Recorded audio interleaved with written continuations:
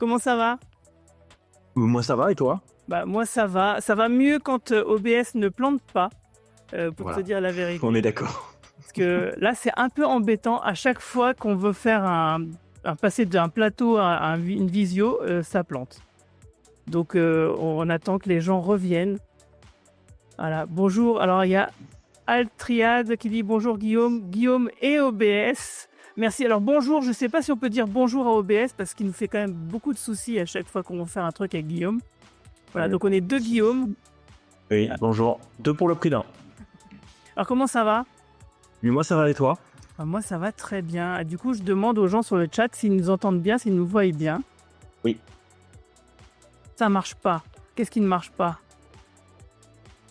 Si, moi ça marche. Bonjour Pierrot Carré, prête pour répondre à vos questions. C'est Ghislaine de Cap Emploi qui nous dit ça. Bonjour Ghislaine. Alors est-ce que vous nous voyez bien? Est-ce que vous nous entendez bien? Oui, on vous voit et c'est là où on va me dire qu'on ne nous entend pas. Tu vas voir. Ah, on entend bien. Merci Mathilde. C'est un sacré pseudo aussi. Bonjour Ludivine qui nous dit son et image OK. Donc c'est super. Merci beaucoup tout le monde. Allez, on va commencer comme ça. Ça y est, on est prêt. Tout le monde est là. Il y a du monde en plus qui nous regarde. Donc il faut faire bonne impression, mon cher Guillaume. Qu'on va appeler donc du coup le Kelvin Guillaume et moi tu vas m'appeler le Prime Guillaume. Donc les gens qui ont la référence de Star Trek comprendront, les autres, bah, du coup, ça leur permettra tout simplement de nous discerner. Ou alors, moi, je suis à gauche de l'écran et Guillaume est à droite de l'écran. Voilà. Du coup, merci d'avoir accepté d'être là pour la Semaine européenne pour l'emploi des personnes handicapées, sachant que on avait déjà essayé de faire une visio ensemble et ça avait déjà planté avec OBS. Je pensais que ce coup-ci, c'était bon, mais finalement, non. Maintenant, ça y est, on y est. Du coup, Guillaume, merci. Et est-ce que tu peux te présenter aux gens qui nous regardent? Oui, tout à fait. Alors déjà, merci à toi pour l'invitation parce que j'ai pas beaucoup de mérite, hein. Moi tout ce que j'ai fait, c'est accepter ton invitation à toi. C'est pas vrai. C'est pas vrai, tu as du mérite quand même parce que tu nous as préparé une petite vidéo, de teaser pour annoncer aux gens que tu as venue ici et aussi une petite vidéo très sympathique où tu vas nous présenter ton matériel, mais ça, on verra tout à l'heure.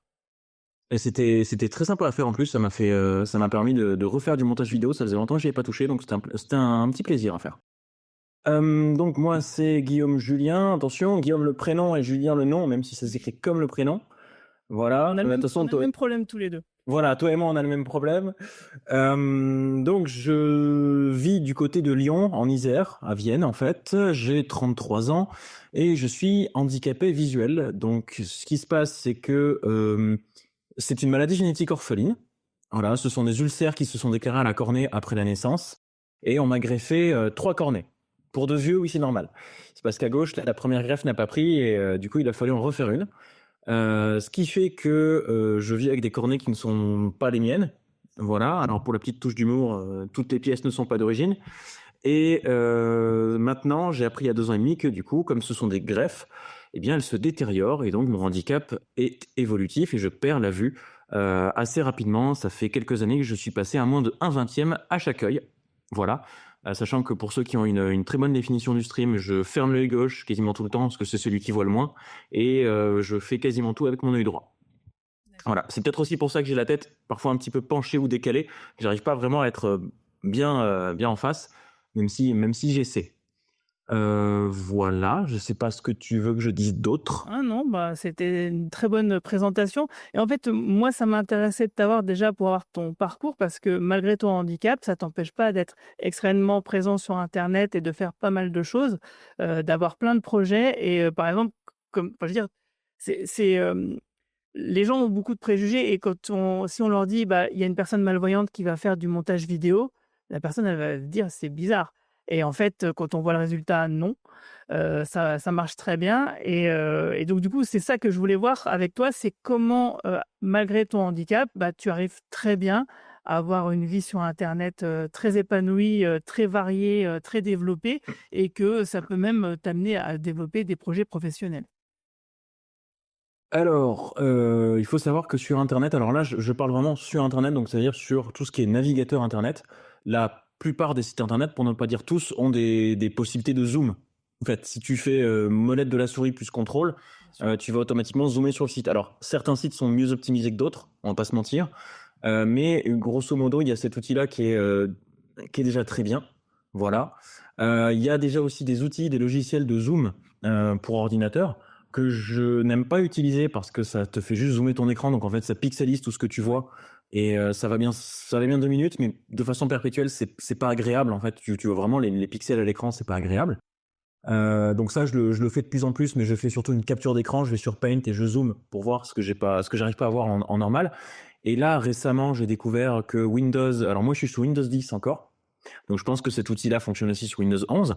Windows 11, en fait, vous allez dans les paramètres d'affichage, il me semble, et vous avez un onglet qui vous permet en fait de passer en échelle de 125%, 150%, et Windows va tout recharger et va dire à tous les programmes, bah, vous affichez pas assez gros, changez, affichez assez gros. Donc la barre de démarrer, enfin la barre des tâches en bas va devenir plus grosse, le menu démarrer va prendre les trois quarts de l'écran minimum. Après, moi j'ai testé qu'à 125%. Les icônes vont être plus grosses, le texte des icônes va être plus grosse, mais aussi dans les logiciels que vous utilisez comme Microsoft Word. Dans le cas du montage vidéo, Adobe, moi c'est ce que j'utilise la collection d'Adobe. Ça ne touche pas aux jeux vidéo puisque ça ce sont des programmes très spéciaux, mais du coup voilà, tout le reste va être zoomé à plus ou moins grande échelle. Alors après, il faut avoir le matériel qui va bien. Moi, j'avoue que ce zoom-là, il serait pratique, mais il faudrait que je change d'écran. Il faudrait que je me prenne peut-être un 27 pouces pour que ce zoom soit vraiment optimisé. Là, j'ai un écran 24 pouces. Et après, par exemple, dans certains jeux vidéo, puisque comme Amélite, je suis un gamer aussi à mes heures, certains jeux vidéo, j'en ai parlé justement sur le chat quand il y avait Amélite, font pas mal de paramétrage d'accessibilité. Là, je mets en valeur surtout le dernier Ghost Recon, donc Breakpoint, sorti en 2019, où vous avez vraiment un onglet spécial accessibilité. Vous pouvez mettre de l'opacité derrière les icônes, vous pouvez les grossir, vous pouvez grossir le texte, mettre de l'opacité derrière le texte. Il y a énormément de possibilités pour essayer de mieux voir en fait les icônes d'affichage au sein de l'interface du jeu. Alors, il y a Ghislaine de Cap Emploi qui dit sur le chat: je note tous ces tuyaux pour partager, merci. C'est bien. Pas de souci. Pas de souci, c'est avec plaisir.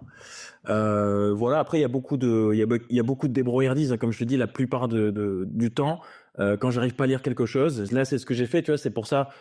Juste avant l'appel Skype, je t'ai envoyé des captures d'écran sur Discord parce que justement, je voyais pas ce qu'il y avait sur certains boutons. Du coup, j'ai fait une capture d'écran, j'ai zoomé. Voilà. D'accord. C'est comme ça, au moins, c'est rapide, c'est simple et c'est efficace. Voilà. Ok. Est-ce que, alors il y a Ampoule Fêlée sur le chat qui nous dit bonjour Guillaume et qui nous demande si une autre greffe est possible pour toi. Alors non, déjà bonjour Ampoule Fêlée. Je précise que j'adore le pseudo. C'est un pseudo qui me fait juste extrêmement rire. Voilà, juste Ampoule Fêlée, ça. Je pense que t'es quelqu'un qui a beaucoup de second degré. Et non, du coup, une autre greffe enfin, scientifiquement parlant, c'est tout à fait possible. Le problème, c'est que si on me greffe une nouvelle cornée, je ne vais retrouver que ma vue à moi de base, avec de la chance, bien évidemment. Et donc, ça n'est pas valable. Parce que les greffes de cornée, c'est forcément quelque chose qu'on se procure sur des personnes qui sont décédées, qui font du don d'organes. Donc, il vaut mieux les donner à quelqu'un qui va recouvrer 100% d'une vue normale que sur quelqu'un qui ne va recouvrer que sa vue à lui. Donc, c'est même pas 10% d'une vue normale. Voilà. Donc, on pourrait en faire, mais ce ne serait pas logique, en fait. C'est injuste, mais c'est logique au niveau des ressources qu'on a, en fait. Voilà. D'accord. Et au niveau de la technologie, il n'y a pas des avancées par rapport à ça, j'imagine. Alors, j'avais vu un reportage il y a quelques temps, il y a 1 an et demi, 2 ans. Il y a beaucoup de technologies qui sont faites extraoculaires et beaucoup de technologies qui commencent à se développer au niveau intraoculaire. Le problème, c'est que moi, c'est la cornée, donc c'est entre les deux. C'est vraiment la vitre. Voilà, donc il y a très très peu de choses qui se font sur la cornée. Et sachant que mon œil peut aussi être victime des maladies oculaires classiques qu'on peut avoir avec l'âge, la vieillesse, le temps. Que je vais adorer la suite, je vais l'adorer, je crois. Ouais. Sinon, est-ce que tu veux nous présenter le matériel que tu utilises? Alors, on peut commencer par regarder la vidéo que tu nous as préparée. Il n'y a pas de souci. Et puis après, on en reparle. Ouais, il n'y a pas de souci. Eh ben, c'est parti.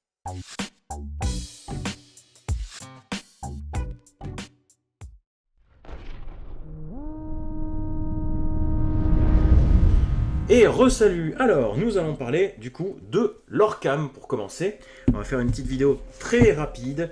Voilà, donc dans la boîte de l'Orcam, vous avez tout un tas de choses, un collier pour le passer autour du cou, des écouteurs, le système de chargement bien évidemment, pour qu'il ait de la batterie.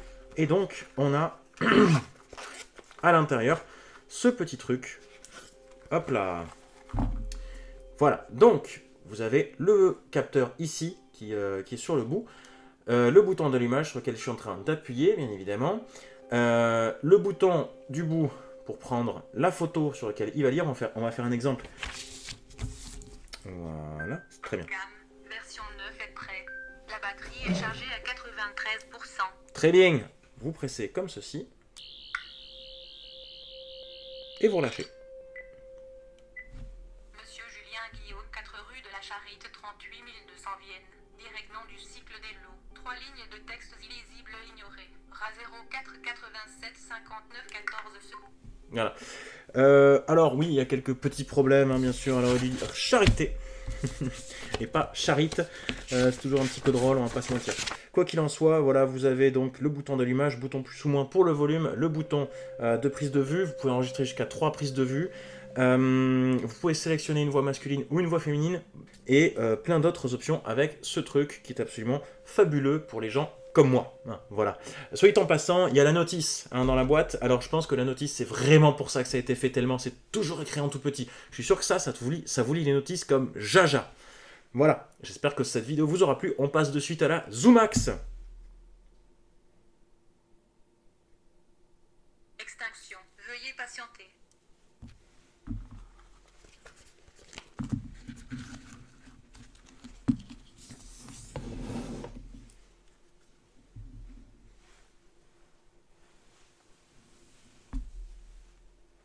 Extinction. Au revoir.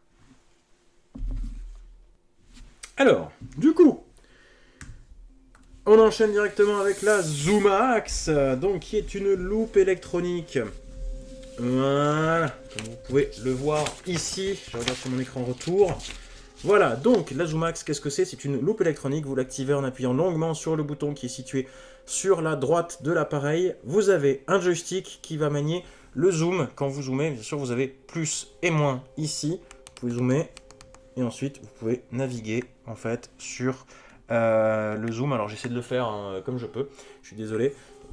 Ensuite, vous avez plusieurs modes également ici, là. Hop, merde, je me vois le bouton, je crois. Voilà. Vous avez le noir et blanc. Alors attendez, parce qu'il faut que je vise mieux que ça, je crois. Voilà, c'est mieux quand il y a des écritures dessus. Le noir et blanc et noir, le bleu, le jaune inversé, le vert inversé, bleu et jaune et bleu, et une mode normale, bien évidemment. Voilà. Alors c'est toujours mieux s'il y a un petit peu plus de lumière. Là, je fais ça avec un temps un petit peu, je fais ce que je peux.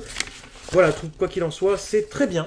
Hein, cette loupe électronique est parfaite quand vous avez du courrier administratif, hein, parce que la plupart des administrations vous envoient quand même encore et toujours leur courrier sur papier. Hein, à l'ère du numérique, on adore toujours autant. Voilà, c'est tout pour la Zoomax. C'est principalement ce qu'il y a à retenir sur l'objet. Bien sûr, il y a d'autres options, mais ça prendrait trop de temps de les détailler ici. En tout cas, j'espère que cette vidéo vous a plu et nous on se retrouve dans quelques secondes à peine sur le direct pour terminer notre intervention. A de suite.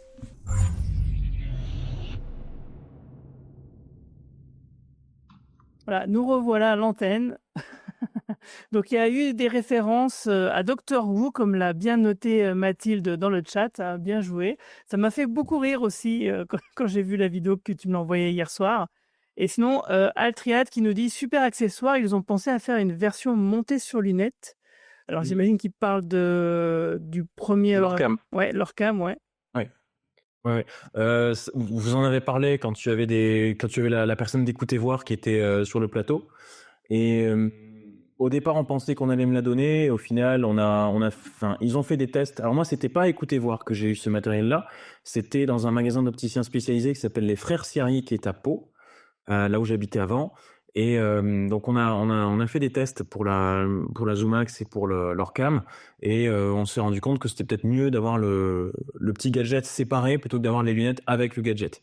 Surtout que c'est à ce moment-là que je me suis fait faire aussi ces lunettes-là, et que je sais pas si l'Orcam peut se greffer à cette paire de lunettes ou pas en fait.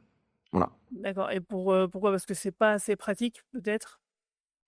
Ben, faut croire, j'imagine. Enfin, voilà, on en avait surtout parlé, et puis voilà, c'est vrai qu'après, moi, j'ai l'habitude de me rapprocher énormément. Donc, si c'est pour que l'orcam il puisse pas voir ce que je fais parce que Ouais. ce qu'il doit lire parce que je me rapproche trop, c'est peut-être pas la peine. Ouais. En utilisant comme une sorte de stylo, c'est peut-être plus, maniable, plus facile, quoi. C'est peut-être plus maniable, ouais. Et justement, Après, ça reste un coup de main à prendre, hein. ouais, et tu sais, je me demandais, est-ce que tu as, des bras articulés pour rapprocher tes écrans, par exemple? Non. Non? Alors non, malheureusement, j'ai encore qu'un seul écran. C'est vrai qu'il m'en faudrait un deuxième, mais pareil, c'est le deuxième écran, je suis pas sûr que ce soit vraiment une bonne idée pour moi, parce que je me colle déjà à l'écran. En fait, grosso modo, ma vue s'exprime par une myopie, mais en bien, bien pire. Donc, j'ai une vue basse, mais bonne pour moi, en fait, de très près. Donc je me colle vraiment au truc. Là, normalement, quand je suis devant le PC, j'ai pas les lunettes. Parce que ce ne sont pas des lunettes de vue, parce aucun verre ne peut corriger ma vue. Donc je les enlève pour me coller à l'écran, en fait. Ce sont des lunettes de protection principalement. Et donc un deuxième écran, je sais pas si ce serait bien, parce que déjà que sur un écran, je voyage, tu vois. Donc sur deux écrans. Là, je comprends. D'ailleurs, Ampoule Fellé dit Voilà. que tes lunettes sont très stylées, d'ailleurs. Ah, c'est gentil ça. Ça, c'est très gentil. Et Altriad qui dit: «Après, logistiquement, ça ferait un poids sur le nez, je l'accorde, donc un inconfort certain». Ouais. Oui, après ça, c'est pas forcément problématique. Là, tu vois, je réfléchis, il faudrait que je me prenne par exemple un écran 27 pouces incurvé. Et effectivement, peut-être un bras aussi Ouais, pour le pour, mettre au-dessus du clavier, quoi. puis que toi, tu pas besoin de te rapprocher, mais rapprocher l'écran, en fait. Voilà. Parce que du coup, tout ce qu'il ne faut pas faire quand tu es assis sur un fauteuil de bureau, je le fais. Oui. Voilà. Le dos voûté, Oui, les oui, bras oui. penchés, etc., la tête en avant, tout, je le fais. Mince. Oui, comme ouais, tu as vu, quand on a fait l'émission avec Écoutez voir, effectivement, ils prenaient en compte, tout, absolument tout, même ça, quoi. Mmh. Il y a un truc que je voulais te demander qui m'est sorti de ah oui, en fait, ouais, pour la vidéo, en fait, au milieu de la vidéo, moi, j'ai coupé parce que je trouvais que c'était un petit peu long et tu m'as dit: «Mais non, c'est fait exprès, c'était pour la blague». Il faut que tu nous expliques cette blague, en fait. Alors, donc déjà, il y a effectivement le son. J'ai rajouté le son du tournevis Oui, sonique il est quand je pas comme ça, pointe en vrai. l'appareil. Voilà, parce que vraiment, un petit machin comme ça qui fait une lumière au bout, voilà, moi qui connais un peu Doctor Who, grâce à Mathilde, justement, ça fait un peu tournevis sonique. Et donc, pourquoi est-ce que j'ai laissé le blanc, en fait? Surtout que c'est pile l'interruption de la musique dans la vidéo. C'est vraiment le temps réel que met l'orcam à s'éteindre. Ouais, Voilà. ça prend du temps, hein. Ça prend du temps, ça prend le même temps d'allumage, même si j'ai dû couper cette partie-là parce que il y avait de la bafouille de par-dessus et le plan était pas intéressant. Donc c'est pour ça que l'allumage est peut-être plus rapide, mais en somme, il met beaucoup de temps à se charger, beaucoup de temps à s'éteindre. Voilà. C'est pour ça que j'ai laissé volontairement le blanc. OK, mais tu conseilles quand même ce matériel, quoi? Oui, ça reste pratique. Tu sais, après, une fois que tu as appris à le viser, à bien viser avec, parce que j'ai peut-être encore du mal et je pense que les personnes encore plus aveugles ont peut-être encore plus de mal, mais bon, si elles se font aider, ça passe. Mais tu vas au resto, tu as la carte, tu peux lire la carte comme tu veux, quoi. Ah, surtout que t'as une paire d'écouteurs avec. Là, tu vois, regarde, enfin, alors c'est pas la même chose, mais là, j'utilise juste une oreillette qu'on m'avait offert pour Noël dernier. Comme ça, j'ai pas le gros casque sur les oreilles, tu vois, c'est quand même plus discret. Et là, tu vois, tu mets juste ça sur leur cam. T'as juste le son qui vient dans une seule oreille, comme ça, tu peux entendre ce que les autres disent si t'es, mettons, au restaurant ou quelque part. Et hop, t'es autonome pour lire toi-même la carte du resto, quoi. OK. Alors il y a justement Ampoule Fellé qui demande le prix que ça coûte. Alors, cher, cher, voilà. Moi, j'ai eu une aide pour le financer. Donc, la Zoomax et l'Orcam, je les ai eu en même temps. Ça a coûté, je crois, 4 100 €, Ah oui. un peu moins, les deux. Sachant que l'Orcam est plus cher, il me semble, que la Zoomax. La Zoomax est autour de 1200 et quelques, peut-être un petit peu plus. Et l'Orcam est autour de 2000, enfin 1900, 2000, un truc comme ça. J'ai eu 3900 et quelques euros d'aide avec la PCH, donc la prestation de compensation du handicap, que justement j'ai pu obtenir en 2022 avec les MDPH parce que j'avais atteint un vingtième à chaque œil. Et que grâce à ça, je peux bénéficier de nouvelles aides. Voilà. Donc c'est pas donné. D'accord, donc ouais, justement, il y a Altriad qui posait la question des aides pour y investir, si elles étaient disponibles. Je ne sais pas si Ghislaine de Cap Emploi peut nous éclairer là-dessus aussi, s'il y a d'autres aides, possibles pour obtenir ce genre de matériel, quoi? Alors, Ghislaine répond justement à l'instant, elle dit: «Il y a effectivement des aides à demander auprès de la MDPH et peut-être même de l'AGEFIP». Voilà. Ouais. Donc n'hésitez Ouais. pas à vous renseigner auprès de vos Cap Emploi ou d'autres dispositifs, qui seraient, disponibles pour ça, quoi. Moi, je sais que j'ai eu 110 € à verser de ma poche. Voilà, sur 4000, Ça je va. trouve que c'est quand même pas mal. Ouais, effectivement, ouais. Ouais, ouais, tout à fait. Et du coup, est-ce que tu peux nous parler un peu de ton parcours professionnel? Oui, Est-ce que tu ça peux va le être faire? rapide. Ça va être rapide. Non, il y a pas de souci. Alors moi, j'étais en recherche d'emploi de 2011 à 2018. J'ai surtout été en recherche, voilà. J'ai fait donc j'ai arrêté la fac en 2011. J'ai fait une formation en 2012-2013 de responsable rayon à l'AFPA de Tarbes. J'en avais parlé sur le chat quand tu avais, reçu quelqu'un qui parlait de l'AFPA aussi. Je sais plus si c'était une personne qui était de l'AFPA ou pas. Voilà, c'était une très, très bonne formation et alors on était 12 dans la formation et la formatrice au début nous avait dit, les formations AFPA en règle générale, 90 des gens trouvent du boulot et un boulot stable dans les 6 mois qui suivent la formation. Mmh. Et bah, devinez qui c'est qui a été les 10 restants? Ah mince. Si, c'est moi, voilà. Voilà, j'ai gagné un truc. C'était pas forcément ce que je voulais gagner, mais je l'ai gagné quand même. Donc j'ai continué de rechercher du boulot dans la vente conseil, puisque je m'y connais un petit peu en informatique. C'est des bases, mais pour de la vente, c'est plutôt bien. Je suis aussi assez cinéphile et saver, donc tu me mets dans un rayon CD, DVD, jeux vidéo, C'est sûr. je peux vendre. Tu vas vendre Voilà. beaucoup de Star Trek, j'en suis sûr. Si seulement ils avaient tout ce qu'il faut dans les rayons. Ah, c'est vrai. Mais pas que. Et donc j'ai poursuivi, j'ai testé d'autres trucs, agent d'accueil, je suis allé postuler à France Bleu, à Pau. Voilà, il y a eu beaucoup C'est de vrai que je te verrais bien faire de la radio, moi. mais en vrai, je me suis amélioré ces dernières années avec les podcasts que je fais, sur, Star Trek pour les nuls. Donc ouais, ce serait pas mal. Mais voilà, donc ça n'a jamais pris. J'ai eu des entretiens comme tout le monde, hein. L'entretien, on dit: «Ah, alors l'entretien dure environ 30 minutes». Au bout de 5 minutes: «Bon, bah, monsieur Julien, je pense qu'on a fait le tour». Ah merde. OK. Bah, ça veut dire que j'ai pas l'emploi. Allez, salut. Voilà. Des trucs comme ça. J'en ai eu. Des questions auxquelles je réponds plus par intimidation parce que, je suis un petit gars de 20 ans, je suis un petit jauneau de 20 ans et que le mec a l'air intimidant en face de moi. J'ai eu aussi, tu vois, la question de: «Et en dehors du travail, vous vous levez à quelle heure tous les jours?» En somme, c'est mon affaire, ça regarde personne d'autre que moi, je fais ce que je veux. Et non, ça, tu réponds, tu réponds enfin voilà, tu essaies de plaire. J'ai eu plein de trucs comme ça. On m'a aussi accusé de mentir sur mon CV, c'était marrant ça aussi. Il y a plein de Reviens un peu en arrière. T'as dit quoi? de quoi? On m'a accusé de mentir sur mon Tu CV. accusé de mentir sur ton CV? Oui. Comment ça? Alors parce qu'en fait, si tu veux, ma formatrice, à l'AFPA m'avait, suggéré de dire sur mon CV que que j'avais le grade ou le titre entre guillemets de responsable rayon. Et sauf qu'en fait, il y a quelqu'un qui m'a alpagué dans un entretien d'embauche qui m'a dit: «Mais en fait, vous avez aucune expérience, à quel moment vous nous dites que vous êtes responsable rayon?»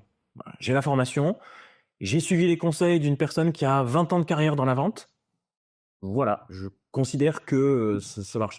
Donc il m'a dit: «Bah, votre formatrice, elle vous fait mentir». Il me dit: si vous me passez son numéro, je l'appelle, je lui dis que c'est pas bien». Non, OK. non, en fait. D'accord. Voilà. Non, mais j'ai eu des trucs comme ça. Après, le CV, c'est très aléatoire. J'ai jamais 2 organismes qui ont dit plus ou moins la même chose, en fait. Voilà, tu vas voir Pôle emploi, ils vont te dire de le faire d'une certaine façon. Tu vas voir une formatrice, un formateur, il va te dire de le faire d'une autre façon. Enfin, voilà, c'est des écoles différentes par organisme et par institution, ou par expérience, ou par vécu, c'est fou. Enfin bon. Et Ghislaine nous dit sur le chat qu'en général, on remarque que la France est en retard niveau accessibilité pour les personnes mal ou non-voyantes. oui, Donc tu oh que confirmes? oui. Oh bah, écoute, Et c'est allez, simple. Ghislaine, Ah mais c'est simple. C'est attends, simple. juste, je trouve juste, Ghislaine dit: «Il faut toujours écouter Cap Emploi pour le CV», par contre. Bon, OK. D'accord. OK, Ghislaine. Je prends note, merci. C'est simple, en fait. Ce matin, je suis allé à la salle de sport comme tous les vendredis. Ils ont démonté toutes les clims et tout. Ils les ont foutues dans un passage que je prends habituellement. Ah. Bah écoute, je l'ai vu au dernier moment, j'ai failli me péter la tronche. Voilà. Donc j'ai fait remonter l'info en partant, je leur ai dit que c'était pas bien, qu'il fallait mettre plus de rubalistes, plus de signalisation parce que c'est pas possible en fait. C'est vraiment un chantier, ils ont déplacé des trucs et tout. Et encore si c'était que ça, donc oui, la France et que ce soit les entreprises, les institutions, tout, il y a beaucoup de retard, beaucoup de retard. C'est un truc de fou. Tous les jours, il se passe un truc. Tous les jours, je menace de me prendre un truc, de me cogner contre un mur, contre un grillage, passer des travaux. Enfin, voilà. Enfin bref. Donc je suis allé de stage en stage. Voilà, j'ai fait des stages pendant ma formation à l'espace culturel de Pau. J'ai fait un stage au Toys R Us en 2015 et j'ai fini par faire un stage à l'APF Entreprise 64, qui est donc la branche économique de l'Association des Paralysies de France, fin 2017. Et à la suite de ce stage, ils ont été tellement contents de ce que moi j'ai fait chez eux qu'ils m'ont pris en CDD pendant 4 semaines. Ah. Voilà. Alors, c'est là que l'histoire va être intéressante, c'est que moi, j'ai hésité à accepter ce CDD. C'est pour ça que j'ai posé la question, je crois que c'était lundi dans le chat. Est-ce que les personnes de Cap Emploi sont formées aux conditions de versement ou de retrait de l'AH? Oui, et on t'a répondu que c'était Voilà. pas trop notre domaine en fait. Je suis parfaitement d'accord. Voilà, je me souviens, mais j'ai pas posé la question pour rien. Je voulais la poser en prévision de ce truc-là. Ah, quel mal. Et donc, l'AH, tu l'as donc allocation adulte handicapé, qui succède à partir du moment où tu as 20 ans à l'AEH, allocation enfants handicapés. Et donc, le montant est versé par la CAF et la décision de la toucher ou non est donnée par la MDPH. Donc déjà, 2 administrations qui ne communiquent pas forcément bien entre elles, je tiens à le préciser. Et cette AH, tu la touches de façon annuelle tant que tu n'as pas de travail. Et à partir du moment où tu as un travail, tu la touches de façon trimestrielle, donc comme le RSA.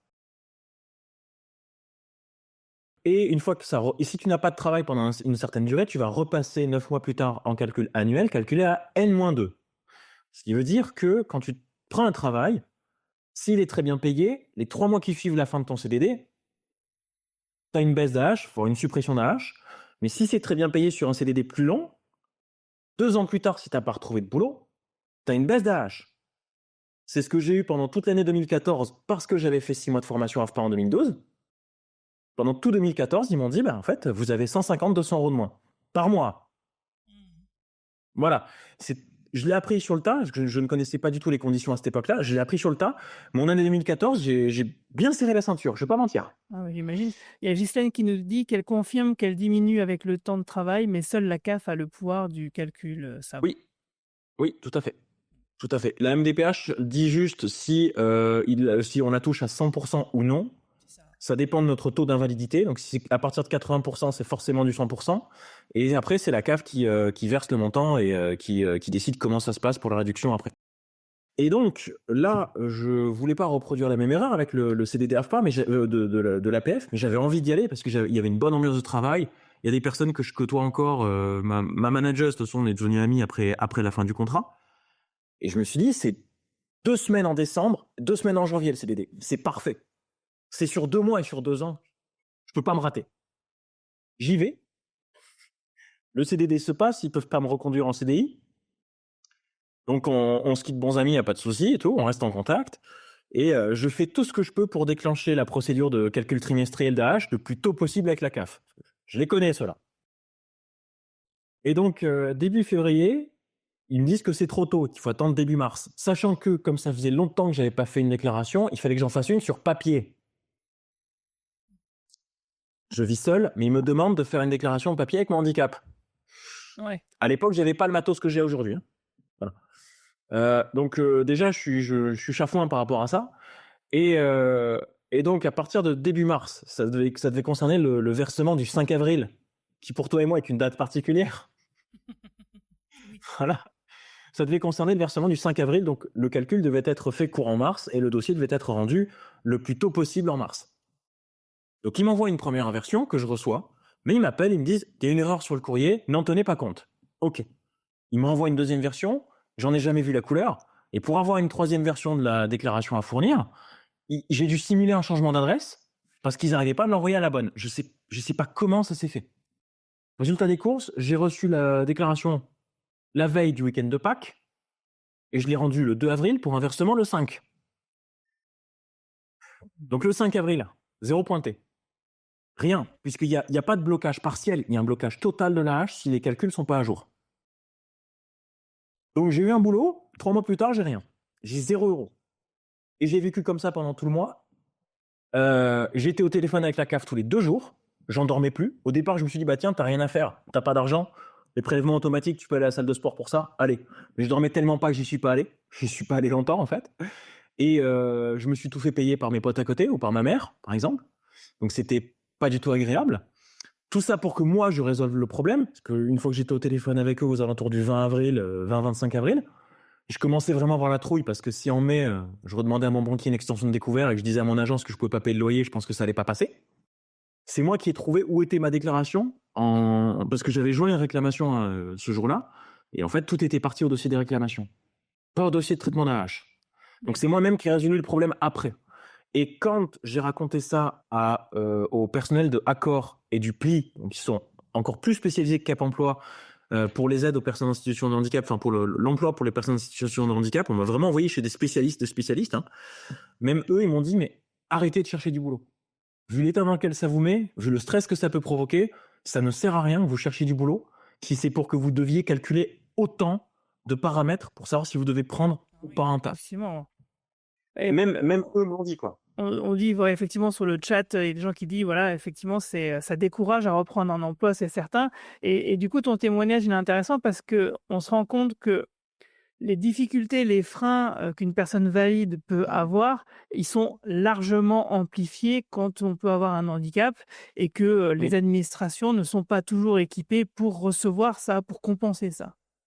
Mais c'est pour ça que je t'ai posé la question, en fait, que j'ai posé la question dans le chat, si vous connaissiez les conditions, en fait. Parce que si tu veux, moi, j'ai eu l'ancienne version de Cap Emploi. Je sais que Cap Emploi a fermé quelque temps, à la fin 2017, justement, parce que j'avais eu ma dernière conseillère Cap Emploi, qui justement, je l'ai vu au téléphone quand je lui avais annoncé que j'avais un CDD, et qui m'a dit, bon, bah, je vous annonce que moi, dans 15 jours, bah, j'ai plus de boulot. On en a ri au téléphone parce que elle m'a dit, je vais me retrouver dans la situation dans laquelle vous n'êtes plus. Voilà. Et je sais pas après combien de temps ça a mis pour ouvrir ou si c'était juste un changement, j'ai pas suivi après. Mais ma conseillère Cap Emploi, je la voyais tous les mois et tous les mois, elle me demandait: «Mais vous avez cherché du boulot?» Et j'ai fait: «Bah oui, j'ai cherché, j'ai regardé les annonces et donc il y a que des CDD». Fait déjà qu'il y a la moitié des tafs, je peux pas les faire parce que tout ce qui est conduite, minutie, médicale, informatique, manuel, je raye direct. Donc je peux faire que des métiers de communication, des métiers de bureau. Mais derrière, il faut que je calcule si c'est un CDD, est-ce que c'est valable pour moi par rapport à la hache? Et en fait, c'est pour ça que encore une fois, c'est pour ça que je vous posais la question, parce que moi, ma conseillère m'a toujours envoyé chercher du boulot sans se préoccuper de ce paramètre-là. Ouais, je vois Et ce que tu veux dire. voilà, c'est hyper culpabilisant. En fait, déjà, moi, je ressentais la culpabilité, tu sais, quand tu vas à ton rendez-vous mensuel à Pôle emploi ou Cap emploi, tu sens que tu vas un petit peu te faire, pas gronder, mais pas loin, tu vois.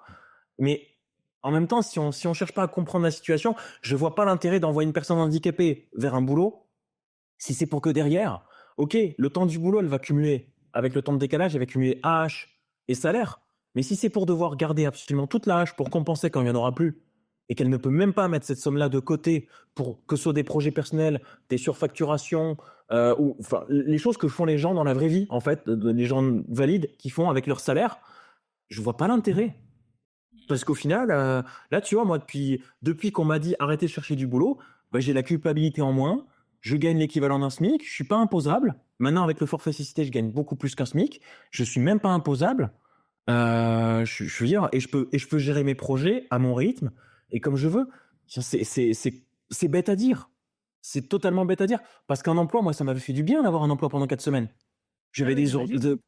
voilà, j'avais des objectifs journaliers, j'avais une vie sociale, j'étais bien. En plus, à cette époque-là, à l'APF, j'étais super bien, quoi. Je m'entendais bien avec la plupart des gens, pour pas dire tout le monde. Hein, c'était super.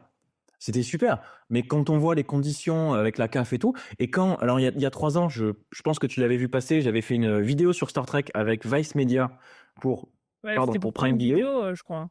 Voilà. À 15 jours près, pareil, j'avais pas d'AH. Parce que mine de rien, pour ça, j'ai été payé, j'ai eu un contrat d'intermittent du spectacle, donc j'ai dû repasser en calcul trimestriel. À 15 jours près, j'avais pas d'AH. D'accord. Et Il y a si, eu encore des lenteurs. et si, tu passes en auto-entrepreneur pour faire des choses, est-ce que tu peux cumuler les choses comme ça? Non, en auto-entrepreneur, alors peut-être que ça a changé depuis, parce que la hache, elle a quand même un petit peu changé. Elle a été déconjugalisée l'année dernière. Oui, justement, c'est ce que disait, Ghislaine, il y a eu une avancée en début d'année avec la Voilà. désolidarisation, des revenus du conjoint, ouais. Voilà. Donc ça c'est une très bonne chose parce que jusqu'à l'année dernière, j'avais pas le droit de m'installer avec une copine si jamais j'en avais une. Donc un petit peu, voilà. Et je détesterais vivre au crochet de quelqu'un. Et si je passe en auto-entrepreneur, déjà, je perds automatiquement 104 €. Puisque quand tu touches la hache à 100%, tu as la majoration pour la vie autonome, donc la MVA, qui est de 104 €, qui est un ajout à la hache de 104 €. Si je passe en auto-entrepreneur, même si je touche pas de revenus, je perds ce complément-là. Donc déjà, j'ai une perte, sans forcément être capable de la compenser. Et après, tu as le calcul classique. Si je touche des revenus, je repasse en trimestriel, c'est recalculé en fonction des revenus que je touche ou que je ne touche pas, en fait. Voilà, c'est tout. D'accord.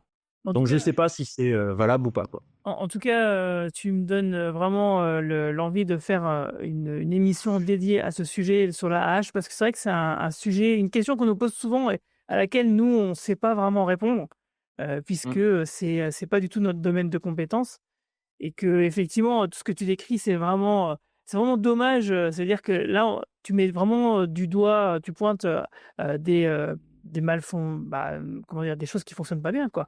Ghislaine nous disait sur le chat que, c'est des témoignages comme ça, qui sont finalement assez rares qu'on a sur le Mmh. terrain. C'est vrai que j'ai assez peu de retours de ce style aussi, mais il y en a et quand il y en a, effectivement, c'est pas à moitié, quoi. Ah. Donc c'est vraiment Mmh. des angles morts comme ça, et c'est pour ça que je pense que le genre de témoignage que tu apportes, c'est bien parce que ça peut, on espère, essayer en tout cas de prendre conscience, du problème et d'essayer justement de régler ces angles morts, quoi.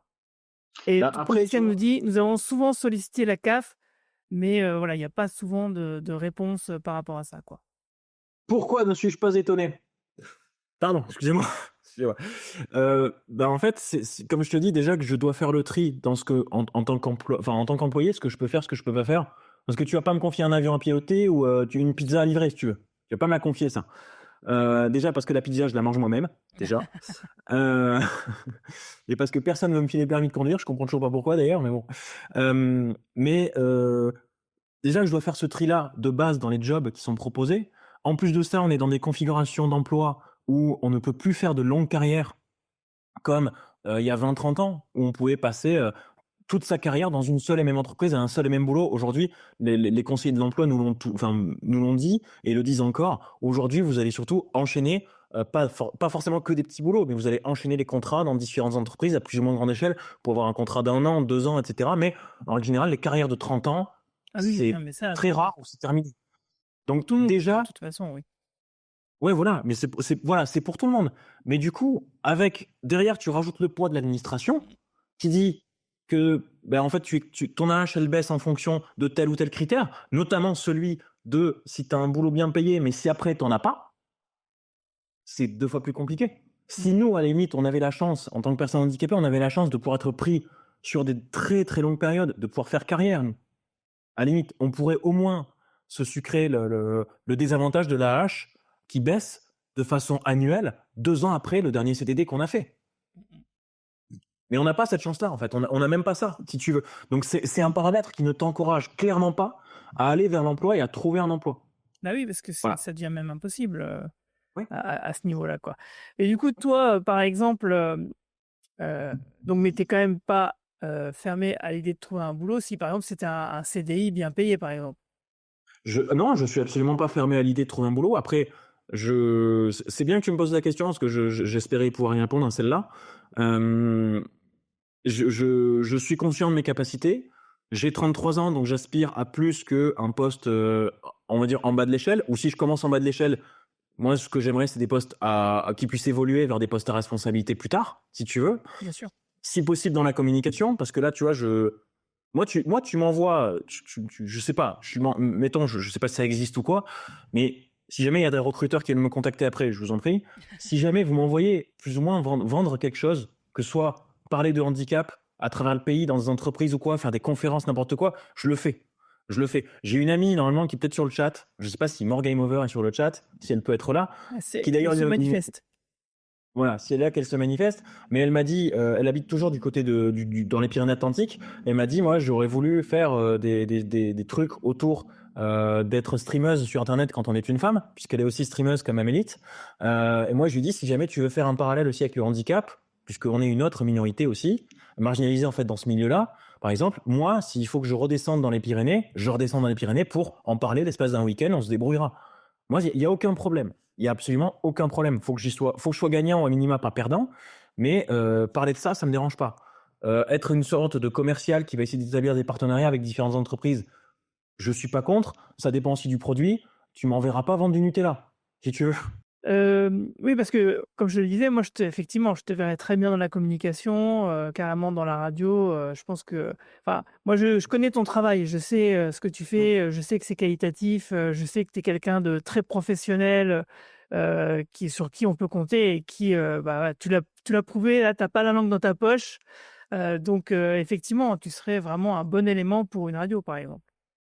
Mais j'en suis assez convaincu. Après bon, enfin, c'est comme tout, hein. Au départ, ça peut paraître facile, mais la première émission, ce sera pas la meilleure, quoi, tu vois. Bien sûr. Si jamais je faisais ça. Bon, voilà. Normal. Mais ça vient avec le temps. Et à surtout que moi, j'ai aussi la capacité plus tard. Alors, je sais lire le braille déjà, ce que j'avais appris quand j'étais gamin. Donc, je sais lire le braille. Donc, même, c'est un boulot, tu vois, que je peux continuer de faire, même en ayant perdu la vue. Oui, Ouais, je peux complètement. continuer de parler au micro tout en lisant mon texte sur la fiche, quoi. Ouais, bien sûr. Voilà. Donc ce serait pas déconnant. Moi, un boulot dans tout ce qui est communication, où il faut aller voir des gens pour leur parler de certaines choses, leur vendre des trucs, ou faire de la sensibilisation et tout. Moi, si pareil, hein, si des organismes ici, alors je sais que Pyramide Est, c'est un truc qui est vraiment propre à ta région, à Moselle, ton ouais. coin, tu vois. Voilà. Tout à fait. Donc en Isère, je sais que c'est pas ça, mais si jamais il y a des organismes qui veulent organiser des ateliers de sensibilisation, moi Ah, carrément. j'ai 2-3 machines à braille. Moi, j'ai 2-3 machines à braille plus les appareils que j'ai montrés. Je les apporte. Je les apporte. Tiens, hop, petit truc. Regarde-moi cette vieillerie là. Regarde-moi Ah, ça. comment ça marche, du coup? Scriba 40 de chez Eurobraille. Alors, vous l'allumez ici. On va peut-être pas faire un téléachat, mais voilà. Non, mais oui, Et vous avez c'est presque. une plage de 40 caractères ici, donc qui s'affiche. Et l'écran retranscrit en 2 lignes, donc 20 caractères par ligne. Et donc, c'est du braille informatique. C'est pour ça qu'il y a 8 touches au lieu de 6. Et c'est un ordinateur braille. Alors, le machin, ça fait 10 ans, 15 ans que je l'ai peut-être pas allumé. On va peut-être pas s'y risquer, parce que je pense qu'il va peut-être être un peu fatigué. Mais c'est ce que j'utilisais quand j'étais au collège. D'accord. Ben, du coup, J'utilisais ça pendant... marche, ça génère, un fichier ou ça imprime Oui, les choses? ça, Comment ça se passe? ouais, alors, mais je pouvais transférer un fichier Word sur ordinateur et l'imprimer après, ou l'imprimer directement depuis le Scriba, en fait. Ah, trop bien. Ah ouais. Donc je tapais mes cours avec ça, et quand il y avait des devoirs à rendre, des dictées à rendre, etc. en français ou quoi, bah, je les imprimais en fait. On les faisait imprimer après. D'accord. Ouais, d'où effectivement la difficulté, par exemple, d'avoir des formulaires papier encore, à remplir à la main, quoi. Ah, tout à fait. Ah, surtout à l'ère du numérique. Ah oui, c'est vrai que ça se fait de moins en moins et c'est devenu très, très, très, très rare, quoi. Oui, c'est déjà ça. C'est déjà un petit progrès. Mais voilà. Donc moi, des ateliers de sensibilisation, tu sais, il y a un truc que j'aimerais bien faire moi-même, que j'ai jamais fait encore. C'est un truc de sensibilisation pour le handicap. C'est essayer de faire un parcours en fauteuil roulant. Tu sais, Tu c'est veux un truc qui tester? m'intéresse. Ouais, j'aimerais bien tester pour voir ce que ça fait de ne pas voir l'usage de ses jambes. Tu sais, à un moment donné, ils avaient fait des parcours où tu devais zigzaguer, donc tu devais essayer de te débrouiller pour tourner le fauteuil et tout. Et je suis sûr, en vrai, c'est une expérience que j'aimerais bien faire pour savoir ce que ça fait, tu vois. Mmh. Voilà. OK. Bon, alors du coup, quelle est la question, que je ne t'ai pas posée à laquelle tu aurais aimé répondre? Là, t'en as balancé pas mal déjà. Des questions que je t'ai pas posées à laquelle tu as répondu, mais est-ce qu'il y en aurait une dernière? Et sinon, sur le chat, est-ce que vous avez des dernières questions? Il y a toujours Ghislaine, hein, qui peut répondre à vos questions par rapport à Cap Emploi, donc n'hésitez pas. Ah, je vois Altriad qui dit, surtout dans une ère où il est possible de faire des formulaires à remplir sous format PDF qu'on peut diffuser facilement et qui se retournent quasiment de même par mail, effectivement. Oui. Alors ça, par contre, c'est une très bonne chose par rapport à la MDPH. Je fais la petite aparté parce qu'il en parle. Le dossier pour la MDPH est entièrement numérisé, est entièrement rempli en PDF directement sur PC. Ça, c'est une bonne chose, par Tout à contre, qu'ils fait. ont mis en place ces dernières années. Voilà, je le souligne, parce que quand il y a des bonnes choses, il faut le dire aussi. Voilà. OK. Donc, Quelle est cette dernière question que je t'ai pas posée que tu aurais aimé répondre? eh bien, écoute, je t'entends poser cette fameuse question tout le temps depuis le début de la semaine. Donc c'est vraiment le passage où mince, qu'est-ce que je vais dire? Je saurais pas formuler cette question, mais j'ai envie de dire quelque chose par rapport au handicap, au ressenti du handicap. Juste, c'est un truc que tu sais déjà que je vais dire en fait. Enfin, tu me connais. Juste, si vous vous posez la question, comment je peux faire pour vivre mieux mon handicap? Voilà, c'est cette question, par exemple. Ouais. Riez-en. Voilà. Riez-en. Ah, Essayez d'en rire, dans la mesure du possible. Moi, j'adore faire des blagues autour de mon handicap. Il y a 2 jours, j'ai lancé un regard à un pote. Il m'a dit ah mon, t'inquiète, ce pote-là à moi, je te le ferai voir. Je l'ai regardé. Tu me dis ça à moi? Voilà, sur le ton de la rigolade, on est parti dans un petit fou rire. Riez de votre différence. Ça concerne même pas que les personnes handicapées, ça concerne tous ceux qui se sentent différents dans la société. Apprenez à désacraliser, à désamplifier en fait ce poids de la différence, en partie par le rire, par l'autodérision. Et voilà, de toute façon, c'est soit ça, soit en général, les gens ont du mal à s'accepter et finissent par le reprocher à la terre entière alors qu'il n'y a pas forcément de coupable. Moi, je peux en vouloir à personne de mon handicap. C'est pas une hérédité. C'est vraiment une erreur aléatoire qui s'est produite lors de ma conception, en fait, enfin, lors de la période de gestation en fait, de ma mère. Donc, je ne tiens pas ça d'un de mes parents ni mes grands-parents. Ça ne vient de nulle part. Donc, je peux vraiment blâmer personne pour mon handicap. Et je préfère toujours en rire, faire des blagues dessus, que mes potes me fassent des blagues dessus, me fassent rire avec ça, plutôt que de me morfondre en prétendant que c'est la faute de la terre entière et en étant plus seul que je ne le suis. Voilà, ma capacité à en rire a forgé un petit peu la personne que je suis et le fait que je sois si bien entouré dans ma vie, en fait. Voilà. Donc, riez-en. Ayez cette perception-là, ayez ce recul-là, riez-en de votre différence. justement, du coup, il y a des gens sur le chat qui t'ont pris au mot parce qu'il y a Altriel qui dit: est-ce que c'est une bonne situation, ça, Scribe? Alors, je peux faire la tirade entière s'il faut.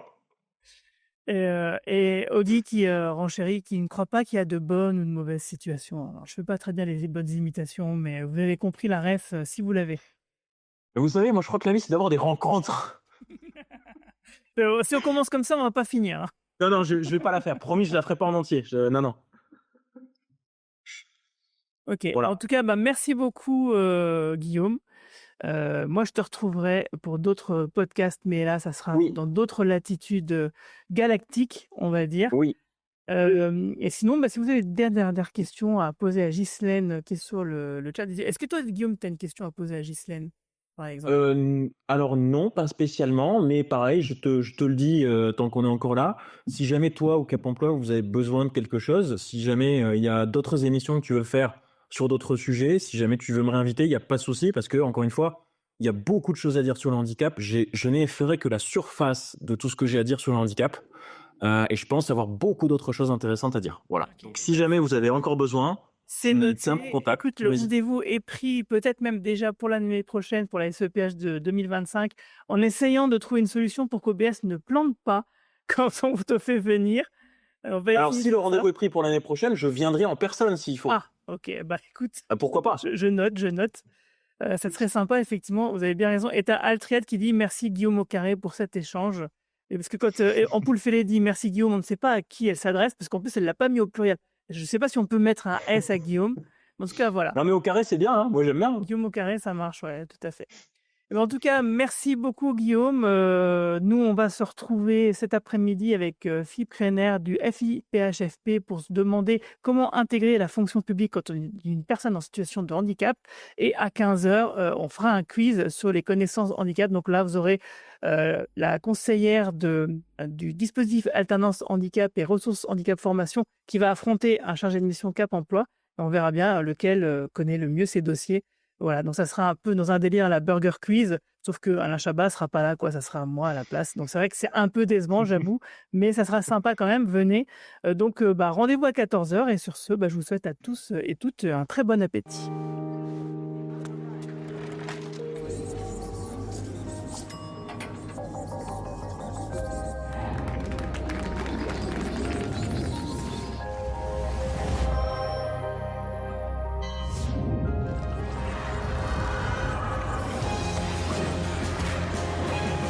Le regard des autres ne devrait jamais être un handicap à l'évolution professionnelle. On peut tous agir contre la discrimination au travail.